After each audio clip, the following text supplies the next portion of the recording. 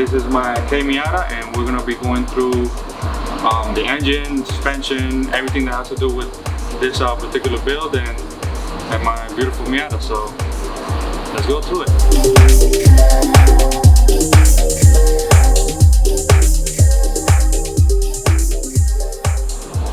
So first things first, I think suspension is the most important part of the Miata, because depending on your build, you can either choose to do a comfortable build or a race-oriented build, or like a lot of people do nowadays, stance builds. So if you want a comfortable, suspension, there's a plethora of, aftermarket parts for Miatas. But my particular build, I chose a race setup. And believe it or not, this race setup is pretty comfortable on the street. Given that these are 800-pound springs from, well, the basics for this suspension setup is just a 949 Racing suspension, the Zetas, and these are the race versions of them. And they are 800-pound springs in the front and 500 in the back, which for autocross, I think it's a good, a good setup. But it shines on the track more than it does on the autocross. And I really like this setup. Why I chose this suspension is because, for the price, I think going online and talking to all the Miata people, they really recommended the Zetas over the Olins, over, a lot of other, more affordable or more, track-oriented suspension. But these, I'm extremely happy, especially coming from a really cheap shock and, coilovers type of setup. Also, the control arms. The control arms are V8 Roadster control arms. They are lighter, and actually the top control arm has a grease fitting, and I find that pretty freaking cool. And on top of that, they look pretty awesome. And I have a Racing Beat sway bar. I think it's the fattest one you can get for the Miata right now, that it's like off the shelf type of part. So also I have extended studs and wheel brakes. And out of all those things, I think as a package, that is, I think, a ultimate track Miata setup suspension right there. So I love it. I love the brakes. I had no hints of brake fade on the track or on the autocross for that matter. And yeah, that's a pretty stout setup in my opinion. Also, the Miata is also known for its handling, so you have to invest. If you're gonna invest the money in your new Miata, it has to be in suspension stuff and tires. So my tire setup is basically for the street and autocross for right now is a 225 on a 949 Racing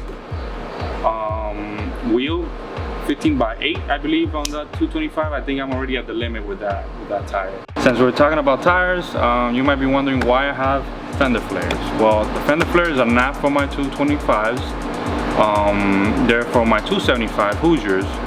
But I want to touch quick upon these summer tires, because I think a good transition when you do autocross is to start off with, like regular street tire, then a sport tire, and then you gradually move on to summer tire. And these, I think VF Goodrich and Bridgestone make good tires, but I didn't pick the Bridgestones for 225s because they don't make them. But I'm extremely happy with these Bridgestones, and they're the rivals. They're pretty good and everything, but to be competitive with this amount of power and this amount of lightness, that I think I had to move up into bigger and stickier tire. And the solution is my A7s, 275s, and to fit these and make it look nice, you gotta get fender flares. With the fender flares, it looks like a complete car. It doesn't look like a hack job. And my boy Curtis from Motion Motorsports, he's the boss and he's the best. And I'm extremely grateful to have known him, and he helped me fit these monsters in there. And these in SSM or XP class in autocross, I think these are the tire to have, the A7s. And these are the Koenig, and they look amazing in this car. I love it. I've only driven them so far on the street, but on the street itself, they stick pretty nicely, and I can't wait to put them down on the track and see how they do.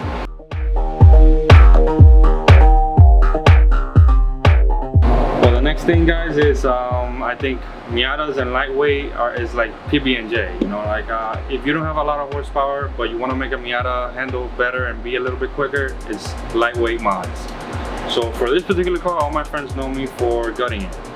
I have, since the first day I got it, I took out a seat just to see if it made any difference. But today, and as it is right now, you know, I fully gutted in the inside, no heater core, no wiring. Like, the wiring has been gutted in this car. I don't have a roll bar as of right now. I just have like one of those harness bars on. I don't have glass right here, and let me tell you, those vents help out on a hot day, like today. As you can clearly see, you probably can see me sweating bullets out here. But I have a lightweight top, I have a carbon fiber trunk, which I don't know about the carbon fiber trunk. It doesn't seem like it was that light. I weighed it, it's like about 4 or 5 pounds lighter, but you know, it's 4 to 5 pounds. Over time, that keeps adding up. You know, like I gutted the trunk, you know, cut things out I didn't need. The doors have yet to be gutted completely. I still have functioning windows, electric windows, and yeah.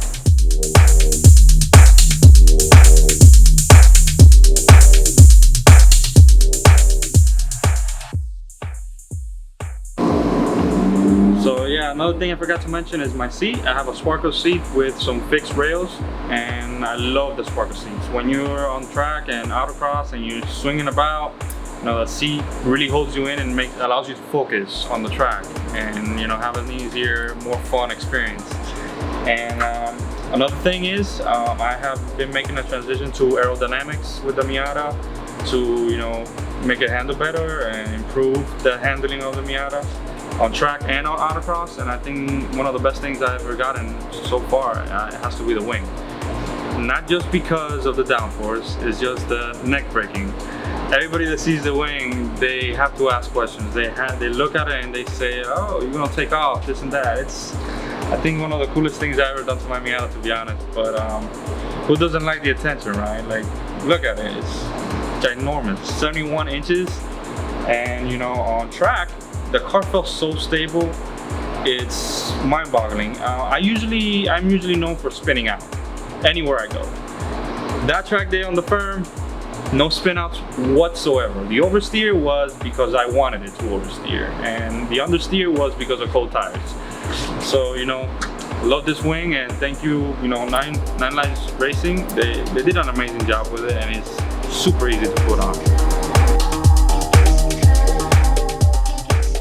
So we left the best for last, and it's the engine, the heart, where all the fun comes from. And you know, I was extremely happy with my 1.8. It was reliable, it was fun, it had enough power to move the car and drift, or you know, do anything you basically wanted with it. But I wanted something newer, stronger, and with more potential.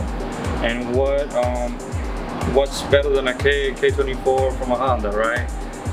There was plenty of options out there, like the LS, the V6s, like the Honda V6 or the Chevrolet V6, the Jaguar V6, the SR20 swap. There's a lot of options for the Miata, but I think the best one that fit the Miata the best was a lightweight all aluminum engine, you know, with lots of bottom end torque, especially because of autocross.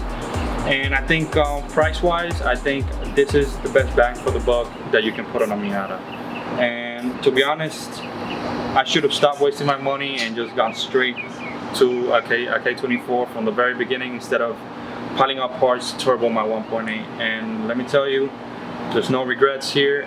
I love it, and I can go on days and days talking about the K24 swap and how I got to how it is right now. So that's gonna be a completely other video.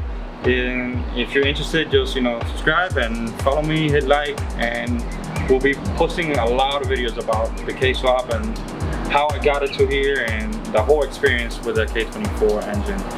But for autocross, for track days, I don't think there's, you know, the path of least resistance is you didn't have to cut anything, it's just drop and go. When it comes to just an engine, just drop it in, adapter plate, you can still use your transmission and go.